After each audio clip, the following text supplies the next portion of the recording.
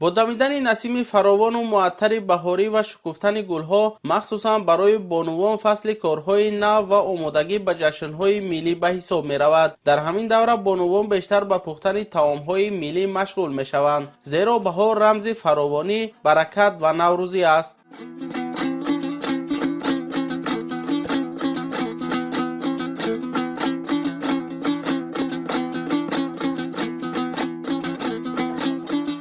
یکی از چنین خوراک‌های موسمی که بیشتر در روزهای بهاری آماده می‌گردد دلده میباشد. دلده طعامی سنتی است که از گندم، لوبیاگی‌ها و دیگر محصولات طبیعی تهیه می‌شود. این خوراک سرغذا بوده برای برقرار نمودن قوه انسان پس از فصل سرما مساعدت می‌کند. بانوان صبح بر وقت جمع آمده با روحیه بالیده و همدیگر فهمی به آماده نمودن آن شروع می‌کنند. روند پختن دلده خود یک مراسم زیبای خوشدلی و همکاری به شمار می رود. گندم توزه میکنیم، میچکیم، بعد قطعی نست، نخود، لوبیا میدازیم، گرده میشکنیم، بعد گیاه شفا بخش ریزه میکنیم میدازیم، بعد دلده ما تیار میشود. در بسیاری منطقه های کشور از جمله در شهر و نواحی ولایت ختلان پختن دلده با رسم و آیین های خاص برگزار می شود. زنان هنگام آماده سازی آن صحبت های صمیمی آراسته از فیض و برکت بهار یادآور می شوند. این عنعنه نه تنها برای تامین دسترخوان پرفیض بلکه برای تحکیم دوستی و همبستگی نیز اهمیت کلان دارد.